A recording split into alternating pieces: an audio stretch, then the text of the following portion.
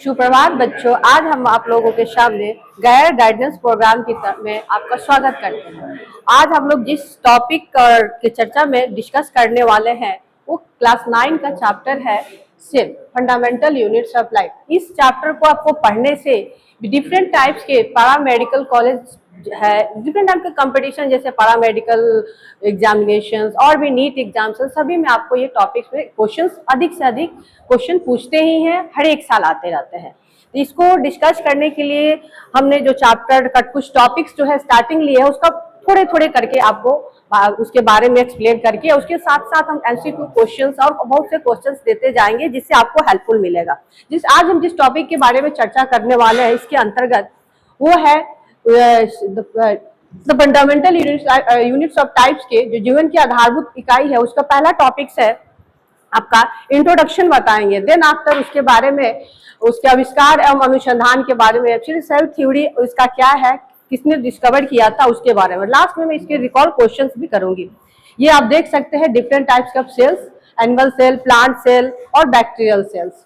इसके बारे में आज फर्स्ट टॉपिक है जिसका इंट्रोडक्शन सेल का। आखिर सबको पता होगा कि सेल क्या है। हम सोच रहे हैं कि सेल कोशिका एक ऐसा चीज है, सबको पता है, सबने अभी तक पढ़ते आया है कि इसका जीवन से हम लोग का क्या लेना देना है। आखिर हम लोग क्या है सेल, जीवन कैसे बना है, किससे, सब लोग कभी ना कभी सोचते होंगे। तो ये मेन चीज है, जीवन की उत्पत्ति इसी से हुई है। सिंपल अगर हम देखेंगे तो जीवन में जो सेल को क्या बोलते हैं, व्हाट इज लाइफ, जीवन क्या है। जीवन किसी भी प्राणी का जन्म से लेकर मृत्यु तक के बीच की जो अवधि है, समय काल है, उसी को क्या बोलते हैं, जीवन कहते हैं। फिर आप लोग अगर इसको वैज्ञानिक दृष्टिकोण से आगे देखिएगा तो जीवन का मतलब क्या होता है, जीवित जीवों और उनकी जैविक प्रक्रियाओं का अध्ययन करना। दूसरी भाषाओं में हम इनको जीव विज्ञान में कैसे पहचान करेंगे कि ये जीवन है, तो सजीवों में कोशिकीय संगठन, वृद्धि कैसे होता है, विकास कैसे होता है, उसका मेटाबॉलिक एक्टिविटी क्या है, उसके आधार पर पर्यावरण के प्रति जो भी उसकी प्रतिक्रियाएं हैं, रिएक्शन है, क्या चेंजेस आते हैं उसके में, उसके आधार पर, या फिर उसके रिप्रोडक्शन की क्षमता के आधार पर आप किसी भी का भी जीवन का स्तर कैसे शुरू होता है। एक छोटा सा यूनिट होता है। आप सबको पता है कि कोशिका का आविष्कार आप लोगों ने पढ़ा है, हमको पता है, हम भी फिर से उसको हम दोबारा से रिपीट कर रहे हैं, बता रहे हैं कि जब सबसे पहले एक किसी चीज का निर्माण कैसे होता है। एक छोटा से सबको पता है कि समुद्र में बूंद बूंद से समुद्र भरता है। इसी तरह से आप देख सकते हैं जब सभी कोशिकाएं मिलती हैं तो उत्तक का निर्माण होता है। जब बहुत सा फिर उत्तक मिलता है तो एक ऑर्गन का निर्माण होता है, अंग का, जैसे हार्ट है, किडनी है। फिर जब बहुत सा ऑर्गन सिस्टम मिल जाता है तो पूरा ऑर्गन सिस्टम एक साथ एक ढांचा तैयार हो जाता है। उसके बाद आपका क्या होता है, इसी तरह से एक आदमी का एक जीवन का विकास होता है जिसको क्या बोलते हैं, जीव, ऑर्गेनिज्म। इसी तरह किसी का भी विकास होता है। अब हम इसके मीनिंग पढ़ाएंगे कि आखिर कोशिका की मीनिंग क्या है। कोशिका की मीनिंग अगर ध्यान दिया जाए तो इसका आविष्कार से ही रिलेटेड है, जो रॉबर्ट हुक जो थे उन्होंने कैसे किया था। तो एक कोशिका का एक लैटिन भाषा की शब्द होती है सेलुला। सेलुला का अर्थ ही होता है एक छोटा छोटा कमरा, कोठरी। जैसे कि हम लोग एक घर को में रहते हैं तो उसमें सारे से कंपार्टमेंट्स होता है, या फिर ट्रेन का डब्बा ही ले लीजिए, उसमें छोटा छोटा कंपार्टमेंट होता है, उसी तरह से, इसीलिए इसका अर्थ ही होता है छोटा कमरा और कोठरी।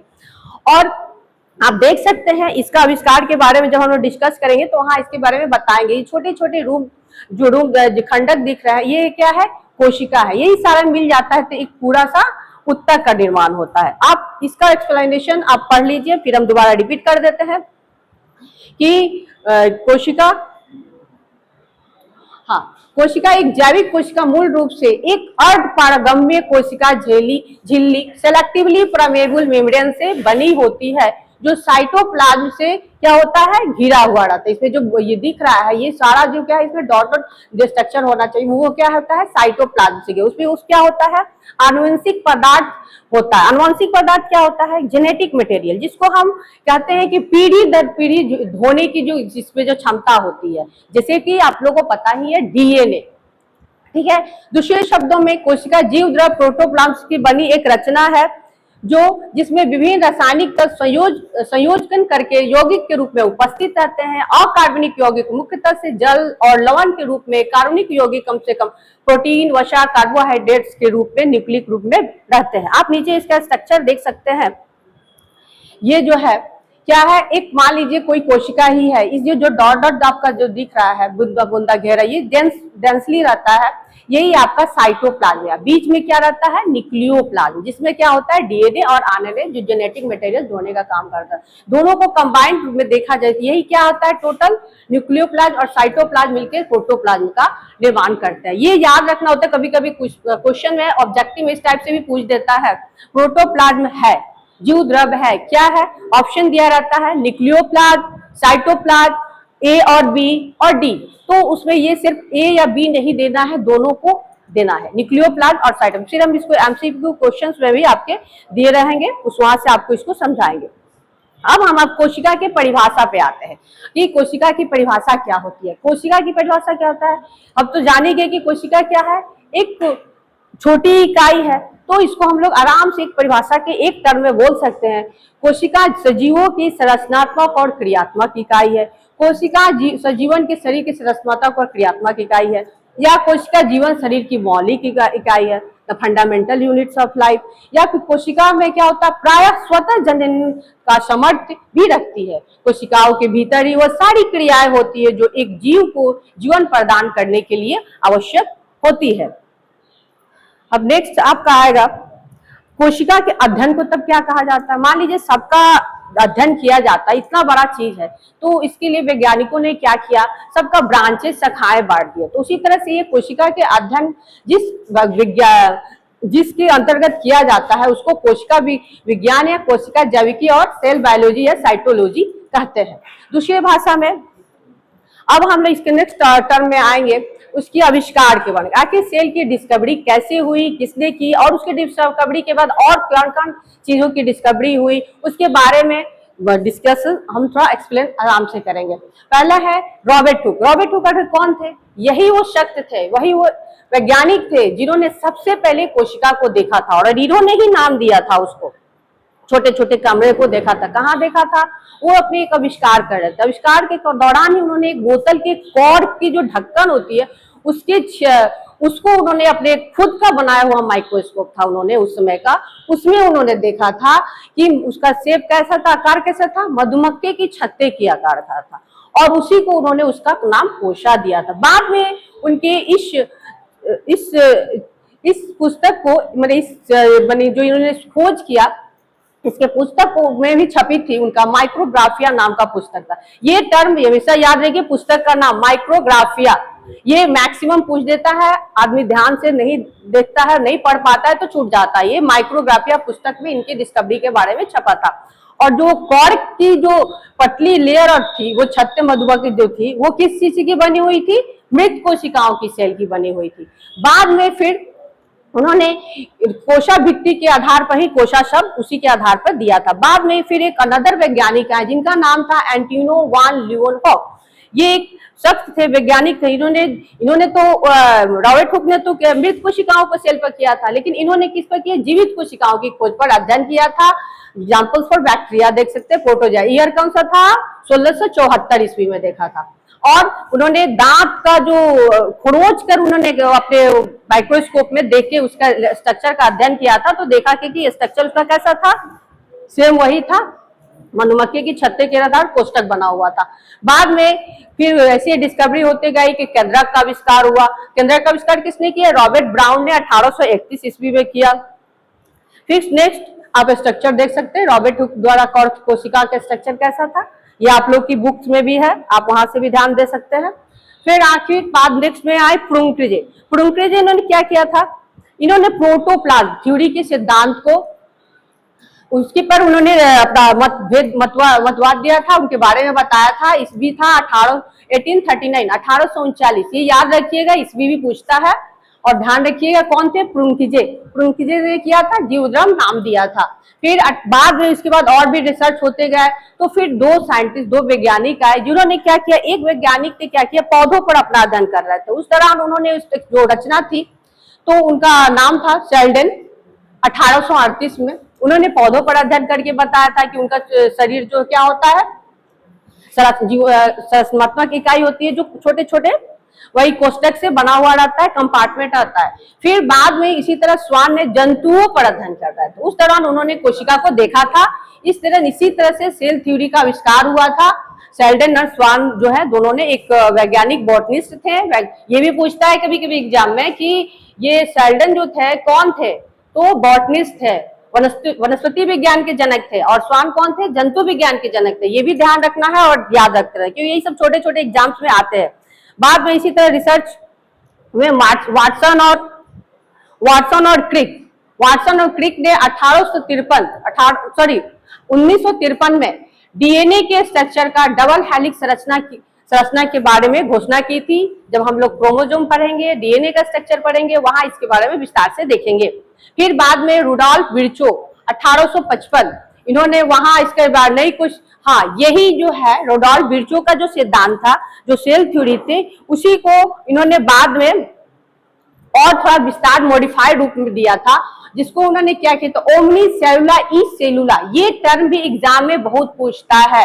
ओमनी सेलुला ई सेलुला, इसका मतलब ही होता है कि नई कोशिकाओं का निर्माण पहले कोशिकाओं से मौजूद कोशिकाओं से होती है। ये किसने दिया था, रुडोल्फ विर्चो ने, जो सेल थ्योरी को बाद में इन्हीं के आधार पर मॉडर्न सेल थ्योरी के नाम पे जाना जाता है। और ये एक कौन सा वर्ड है, लैटिन फ्रेज का शब्द है। क्या है, लैटिन फ्रेज है। ये टर्म भी याद रखना है, इसलिए हमने अपने हाथ से नोट्स बना के इसको डाले हुए हैं और थोड़ा थोड़ा बारीकी से अध्ययन करके एक जगह सारे का सारांश लाए हैं। और नेक्स्ट साइंटिस्ट है मैक्स सुल्ज। 1861 में इन्होंने क्या किया, प्रोटोप्लाज्म के बारे में बताया कि कोशिका प्रोटोप्लाज्म का ही एक पिंड है, जिसमें एक क्या होता है, केंद्रक होता है, और इस कथन को ही बाद में प्रोटोप्लाज्म थ्योरी मतवाद कहते हैं। ये किसका है, मैक्स सुल्ज का। ठीक है, नेक्स्ट साइंटिस्ट है स्ट्रासबर्गर 1884। इन्होंने जेनेटिक मटेरियल को बताया था, बारे में बताया। उन्होंने बताया कि केंद्रक पैतृक लक्षणों की वंशागति में भाग लेता है। फिर बाद में इमे स्विफ्मपर आए 1883 में, ने पर्णहरित का नामकरण किया। फिर आए आपका वाल्डेयर 1888 में इन्होंने गुणसूत्र क्रोमोसोम का नामकरण किया। फिर जीई पैलेट राइबोसोम की खोज की। ये सब सारे का डिस्कशन जब हम लोग सेल स्ट्रक्चर के बारे में स्टडी करेंगे, उसमें हम इसको डिटेल में बताते जाएंगे। एम नॉल बाद में जब माइक्रोस्कोप का डिस्कवर हुआ, इलेक्ट्रॉन माइक्रोस्कोप का जो मॉडिफाइड रूप में हुआ, बाद में उसी तरह से बाद में और अच्छे तरह से सेल का डिस्कवरी के बाद बहुत से खोज करना आसान हो गया। ये था आपका पूरा का पूरा डिस्कवरी। सेल डिस्कवरी से बहुत ज्यादा क्वेश्चंस पूछ ही देते हैं, रिपीट कर देते हैं, 1 2 3 4 ज्यादातर सेल थ्योरी पूछ दे, या फिर आपका क्रोमोसोम का, या कहीं से उठा के मॉडर्न सेल थ्योरी, जो ये सारे के बारे एक बार आप लोग इसको पीडीएफ में डाला रहेगा, आप लोग इसको अच्छे से पढ़िएगा भी। अब ये लास्टली सारांश है आपका cell theory, modern cell theory. ये आपको स्पेशली 9th क्लास के बच्चों को एग्जाम में पूछता है कि सेल थ्योरी क्या है। मॉडर्न सेल थ्योरी में कोई सिर्फ शेल्डन एंड स्वान का ही लिख के छोड़ देता है, लेकिन नहीं, हमको वहां पे आर विर्चो का 1855 में जो मॉडर्न सेल थ्योरी दिया हुआ है, उसका भी डिस्कस करना रहता है, लिखना रहता है, बोलना रहता है, बताना है कि सेल क्या है। सेल एक is the fundamental unit of structural and functional unit in living things या लाइफ, मतलब एक हमारे जीवन की संरचनात्मक और क्रियात्मक इकाई है। और क्या है, सभी all organism are made up of one or more cell, कोई भी जीव जंतु एक से अधिक कोशिकाओं से मिलकर बने होते हैं। Cells rise from other cells through cellular division, करने का मतलब सेलुलर डिवीजन के बाद सेल्स जो है एक फिर और ज्यादा बन सकते हैं। ये कैसे, ये क्या है, करने का मतलब कभी आपने ध्यान दिया है आपको कहीं चोट लगती है, देखा ही होगा कि कैसे फिर से वहां चोट लगती है, फिर कटता है, घाव लग, हम लोग थोड़ा ऑर्नामेंट्स लगाते हैं, मलहम वगैरह, उसके बाद धीरे धीरे फिर वहां पर डिवीजन होने के बाद क्या होता है, नए सेल की उत्पत्ति हो जाती है। इसी तरह से ये आपका पूरा डिस्कशंस था। यहाँ आप लोग देख सकते हैं माइक्रोस्कोप के बारे में, एक प्याज की झिल्ली से हम लोग चाहे इसका आप डिस्कवरी भी देख सकते हैं कि आपको घर में चाहिए तो प्रैक्टिकल कर सकते हैं। सिंपल सा एग्जाम है कि आप एक प्याज लीजिएगा, अनियन, हर घर में अवेलेबल है। उसको उसके पहले वाले कवर को हटा के अंदर जो छिलका है उसको पतला सा लेके, घर में तो माइक्रोस्कोप नहीं है, ये है आपका कंपाउंड माइक्रोस्कोप, ये आपको स्कूल लेवल पर मिलेगा। वहां अपने क्लास में सर लोगों से आप प्रैक्टिकल करवाइएगा, उसका लेयर का निकालिएगा, स्लाइड पे रख के, अगर स्कैनिंग नहीं भी कर पाए सैफनीन और होता है उस सबसे, फिर भी आप स्लाइड पर लाइटली उसको देखिएगा तो आपको स्ट्रक्चर दिखेगा प्याज के, अनियन का, और ये आप देख सकते हैं अपने स्कूल लेवल पे इसका प्रैक्टिकल कर सकते हैं। और ये रहा आप लोग का रिकॉल क्वेश्चन। आप लोगों ने जितना हम सेल का मीनिंग पढ़ा, इंट्रोडक्शन पढ़ा, डिफिनीशन पढ़ा, सेल डिस्कवरी पढ़ा, उसके बारे में ये सारे आप लोग का होमवर्क है। आप लोग इसको जरूर अपना पूरा पढ़ने के बाद कोशिश करिएगा, इसको सॉल्व कर लीजिएगा कि कोशिका शब्द की उत्पत्ति किस शब्द से हुई है, जीव द्रव क्या है, कोशिका की परिभाषा दे, कोशिका के अध्ययन को क्या कहा जाता है, कोशिका की खोज सर्वप्रथम किसने की, मृत कोशिका की खोज किसने की, जीवित कोशिका की खोज किसने की, रॉबर्ट ब्राउन ने डैश की खोज की, कब की, सर्वप्रथम सेल थ्योरी किसने प्रतिपादित किया, मॉडर्न सेल थ्योरी क्या दिया। अब हम ये सारे क्वेश्चन का आप सॉल्व कर लिया, आपके सारे क्वेश्चंस मेरे दिए इतने देर के चर्चा में, डिस्कशंस में जो क्लासेस मैंने दिया इसमें सारे बन जाएगा। अगले नेक्स्ट क्लासेस में मैं आपका और भी इससे रिलेटेड सेल डिस्कवरी से बहुत सा क्वेश्चन जो आपके डिफरेंट कॉम्पिटिशन्स में आपको जरूरत पड़ेगी उससे हो जाएगा। कोशिश करती हूँ कि उसमें आपको ये जितने भी आएंगे उसमें प्रोवाइड हो जाएंगे जो आपके एग्जाम्स में नहीं छूटेंगे। थैंक यू बच्चों।